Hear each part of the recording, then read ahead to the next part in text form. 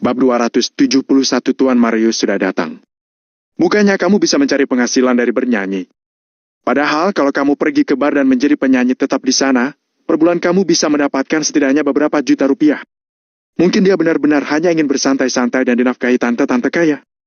Memang, sih, tidak sedikit orang yang berpikiran bahwa dirinya adalah turunan orang kaya, tapi dia sebenarnya hanya orang miskin saja. Beberapa pengikut Ellen pun mulai mengejek dan mencemooh Valentino. Sedangkan mereka yang awalnya sudah ditaklukkan oleh nyanyian Valentino juga menunjukkan ekspresi menghina. Pertama-tama, rumor bahwa Valentino dinafkahi tante-tante kaya membuat mereka memandang rendah dirinya. Kedua, sekarang adalah saat yang tepat untuk menjilat dan mendekap ke Ellen. Karena Ellen juga sedang ingin berhadapan dengan Valentino, maka mereka juga ikut membantunya saja. Jenny mengerutkan kening tapi tidak berkomentar. Toh memang benar Valentino tidak bekerja. Aduh, aku akan membantumu mencari pekerjaan demi Jenny, ya? Ellen bertanya ke Valentino sambil berpura-pura baik. Tidak usah, jawab Valentino dengan ringan dan sedikit main-main. Kenapa tidak usah? Laki harus laki, tahu? Musik jenis apa dan sebagus apapun tetap tidak berguna kalau tidak bisa menghasilkan uang.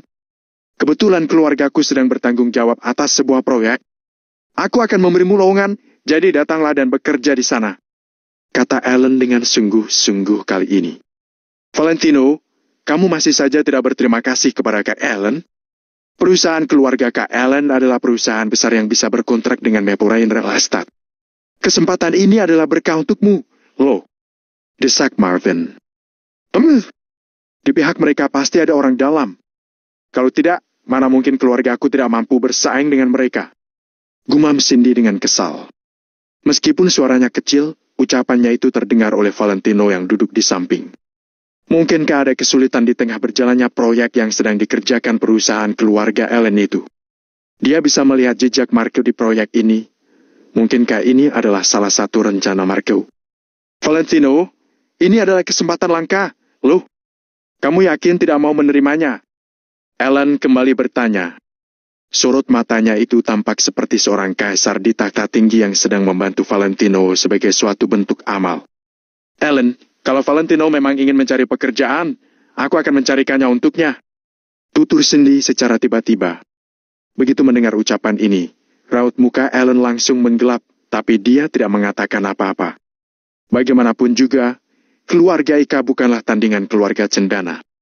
Kalau aku bekerja di perusahaan keluargamu, apakah aku bisa mengontak orang-orang Maple Rain Real Estate?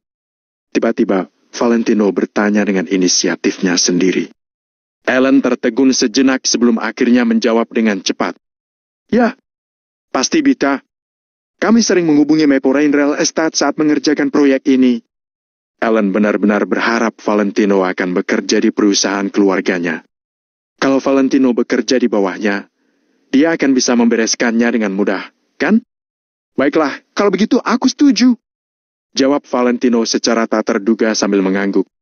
Sekarang Maple Rain Real Estate berada di bawah kendali Marco, jadi jelas akan sulit bagi Valentino untuk memahami situasinya kalau berada langsung di sana. Karena itu, Valentino mengubah rute dan kini bergerak dari sisi Ellen untuk melihat gerak-gerik Marco. Wush! Pandangan semua orang langsung tertuju ke Valentino. Setelah memikirkannya, banyak orang akhirnya mengerti. Tampaknya Valentino memiliki ego yang lebih tinggi daripada langit dan ingin bekerja sama langsung dengan Maple Rain Real Estate.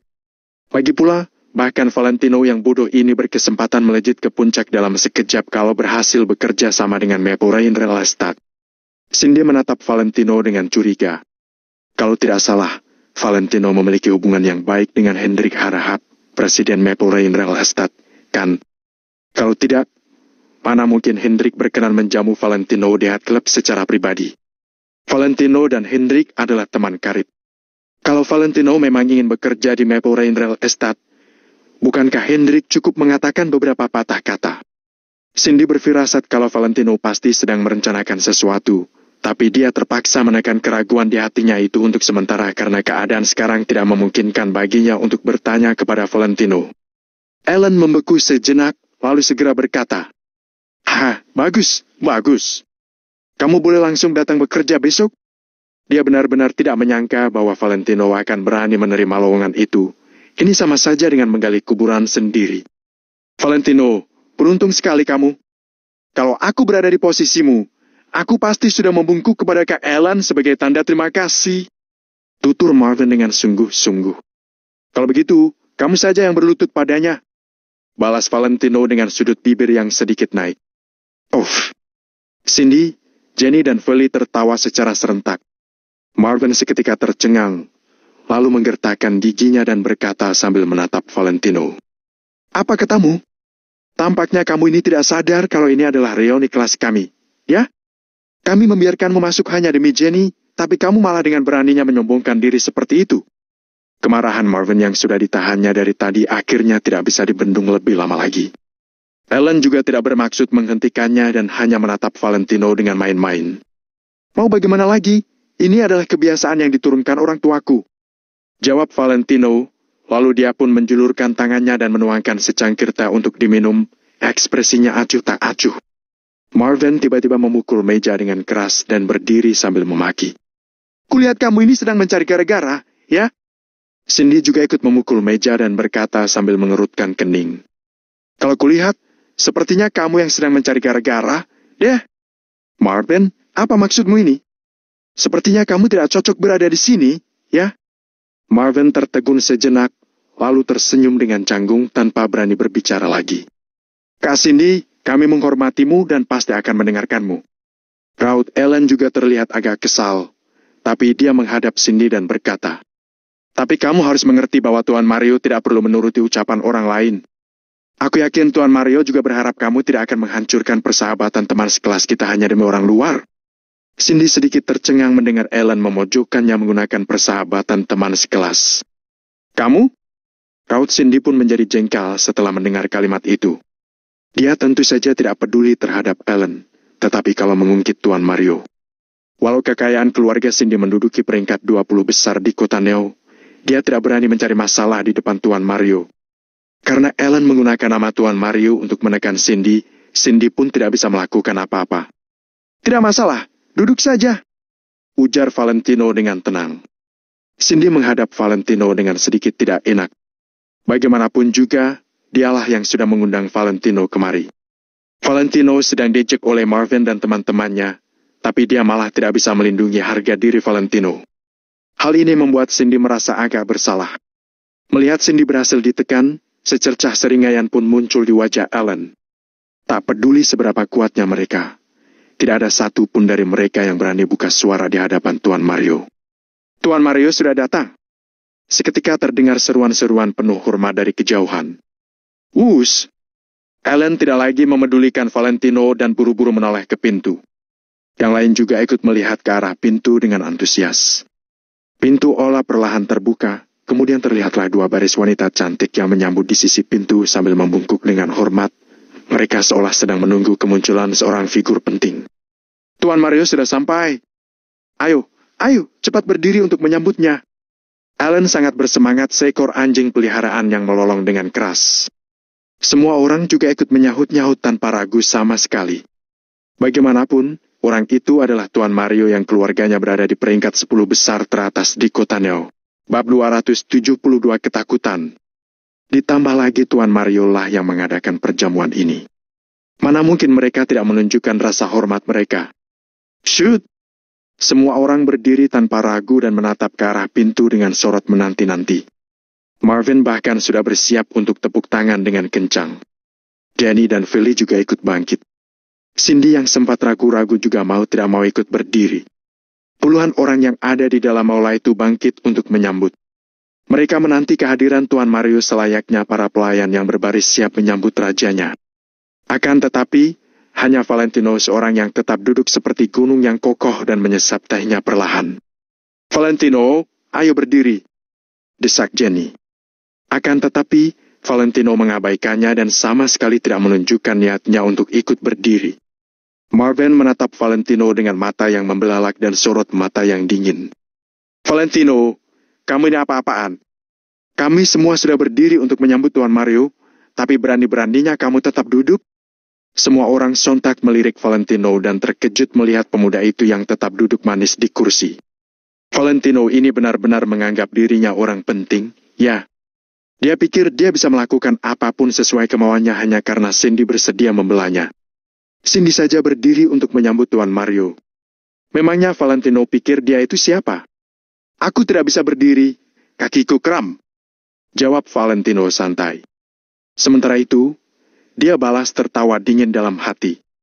Memangnya siapa orang di kota Neo yang bisa membuatnya, Valentino Wijaya, berdiri menyambut. Memangnya siapa yang layak untuk mendapatkan perlakuan istimewa semacam itu darinya?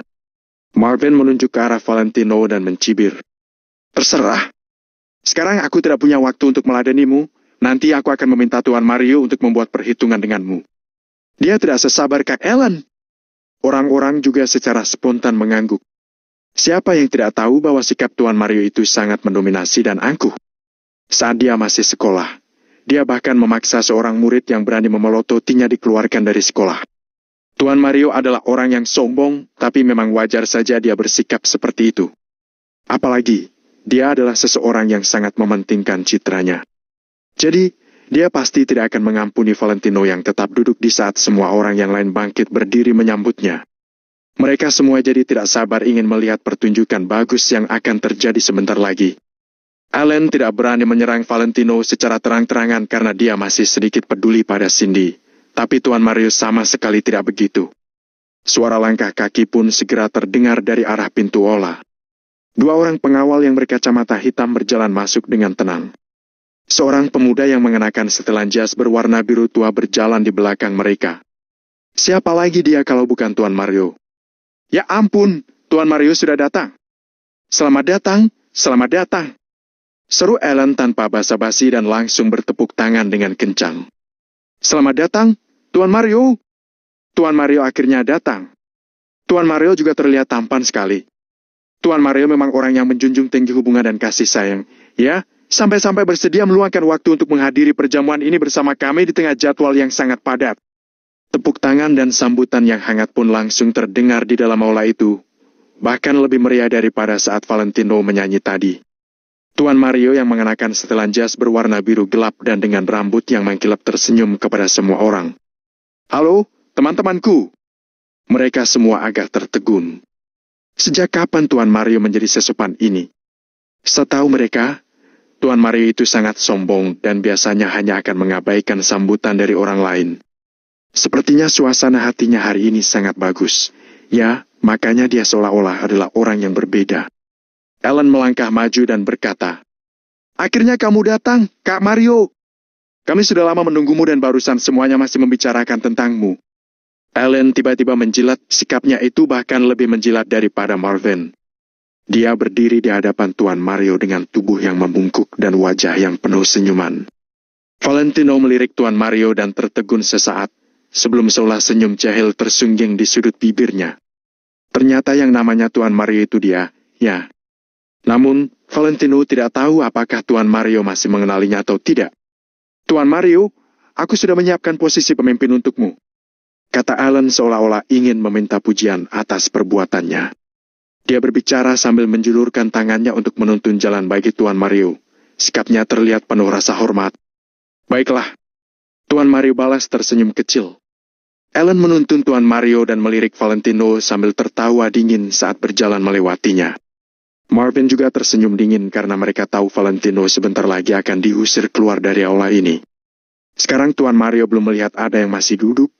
Kalau tidak dia pasti akan langsung murka. Lihat saja, Valentino pasti akan kena batunya.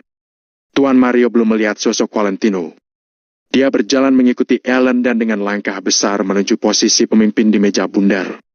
Tidak ada yang merasa keberatan karena sudah seharusnya Tuan Mario yang memiliki status paling tinggi di sini menempati posisi duduk itu. Tuan Mario berjalan dengan kepala yang terangkat tinggi layaknya seorang raja dan akhirnya tiba di kursi yang diperuntukkan baginya. Alan segera menarik kursinya dan berkata dengan hormat, silakan duduk, Tuan Mario. Tuan Mario balas tersenyum kecil dan menumpukan tangannya di atas meja untuk duduk. Dia sambil menyapukan pandangannya kepada semua orang. Tepat pada saat itu, raut wajahnya sontak tertegun. Tubuhnya yang hendak duduk langsung mematung di tengah udara dan wajahnya terlihat sangat terkejut. Pam. Tidak ada yang tahu betapa takutnya Tuan Mario saat ini. Siapa yang dia lihat? Dia melihat seseorang yang tidak ingin dia lihat seumur hidupnya. "Silakan duduk, Tuan Mario," ulang Ellen. Menyadari ekspresi Tuan Mario yang agak tidak biasa, semua orang pun mengikuti arah pandangannya yang tertuju pada Valentino yang sedang minum teh dengan tenang di tempat duduknya. Mereka tertegun sesaat, lalu tersadar kembali. Sepertinya sikap Valentino yang tetap duduk dan tidak berdiri menyambutnya sudah menyulut kekesalan Tuan Mario. Mereka semua berdiri dan baru berani duduk setelah Tuan Mario duduk, tapi berani-beraninya Valentino duduk mendahului Tuan Mario. Dia benar-benar mau cari mati, ya. Mata Tuan Mario terbelalak, ketakutan telah menjalari hatinya dan sekujur tubuhnya gemetaran. Orang lain mungkin tidak tahu siapa Valentino, tapi mana mungkin dia tidak tahu. Dia pernah beberapa kali bertemu dengan Valentino saat masih menjadi pengikut Rain. Dia juga tahu tentang insiden terakhir saat Rain melawan Valentino. Waktu itu, Rain mengumpati Tuan Mario dan yang lainnya dengan mengatakan bahwa mereka benar-benar tidak berguna. Oleh sebab itu, Rain kemudian meminta geng Black Tiger untuk bertindak. Akan tetapi, hanya dalam waktu 1 malam, Rain benar-benar menghilang dan geng Black Tiger hampir dibasmi punah, sementara nilai saham grup Kingston anjlok hingga akhirnya harus mundur dari kota Neo. Tuan Mario tidak percaya semua kejadian ini tidak ada hubungannya dengan Valentino sekalipun dia harus dipukul sampai mati.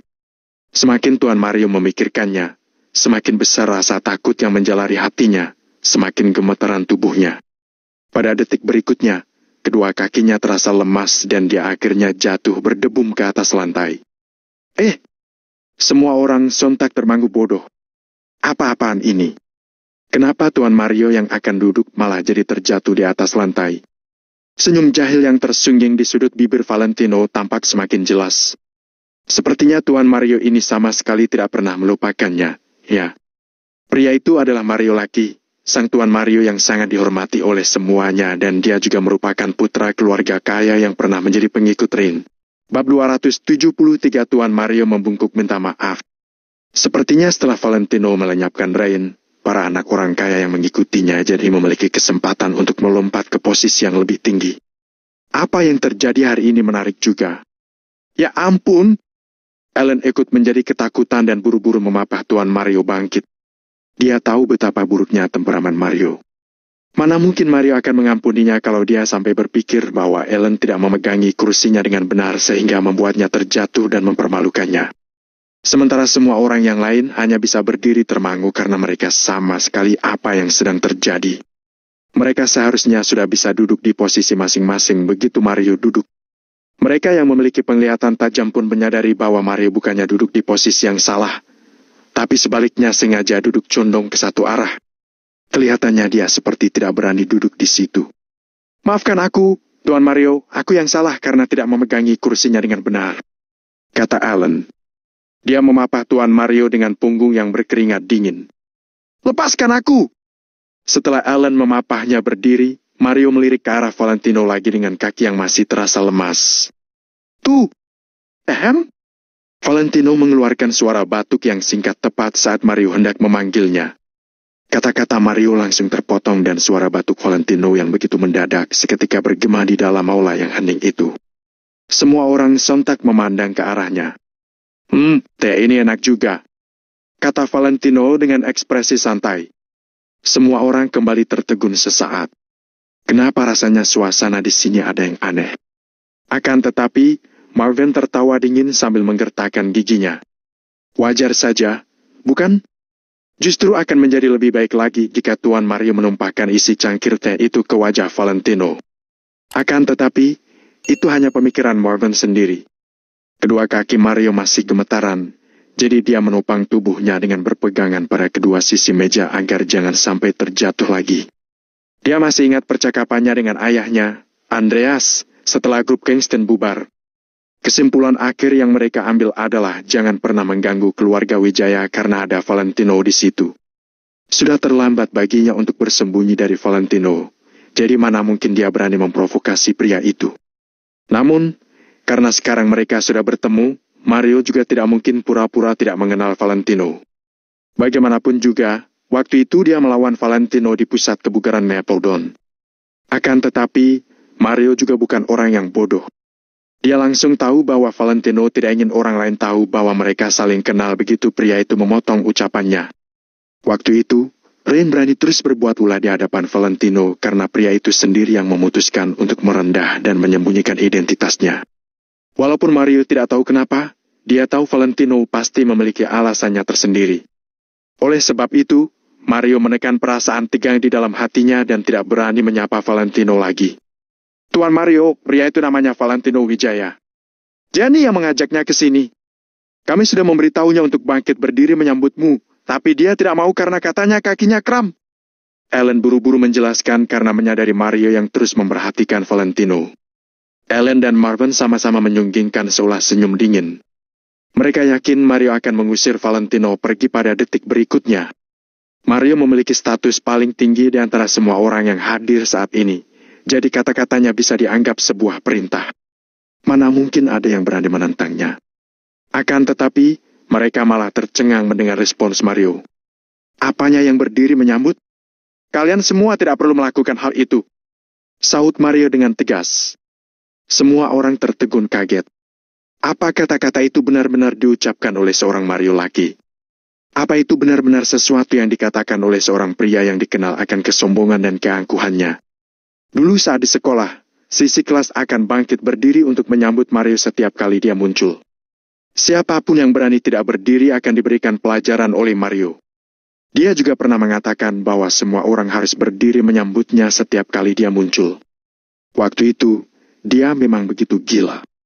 Akan tetapi, sekarang, dia malah mengatakan bahwa hal semacam ini tidak diperlukan.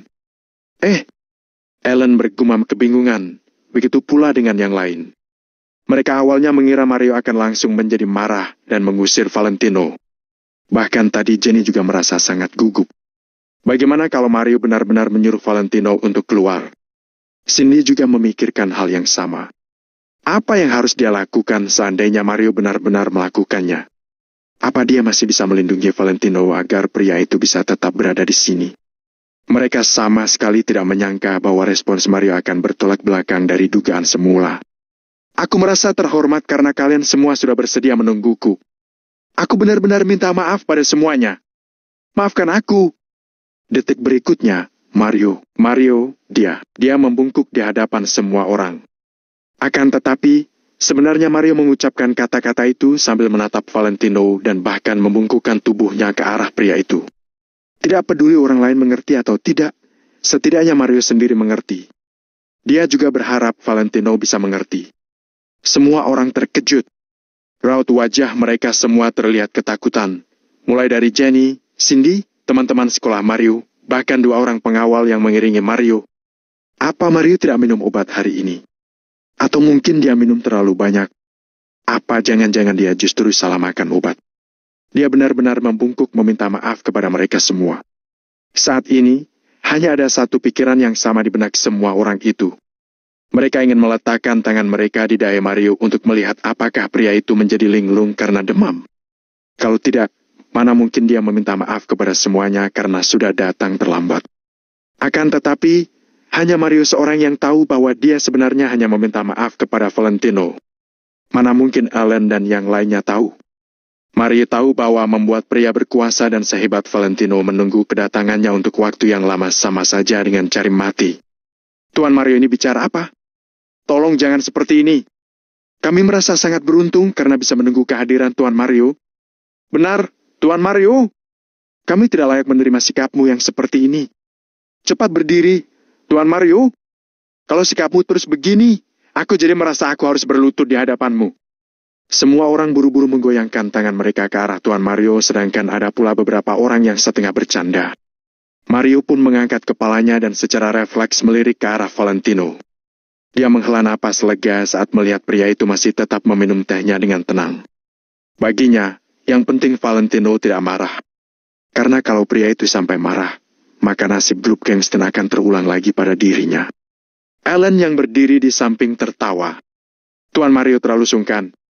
Siapa di sini yang tidak tahu bahwa Tuan Mario sangat sibuk karena akan menjadi penerus bisnis keluargamu? Justru adalah sebuah kehormatan bagi kami bisa bertemu denganmu. Nyalinya untuk berbicara pun meningkat karena melihat sikap Mario yang sangat ramah.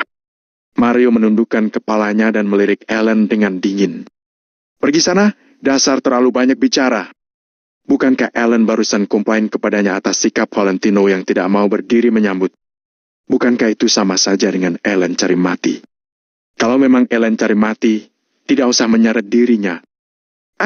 Kak, kalau begitu, silakan duduk, Tuan Mario. Senyum di wajah Ellen sontak membeku dan dia menjawab dengan malu. Akan tetapi, Mario hanya berdiri diam di tempat dan sama sekali tidak berniat duduk.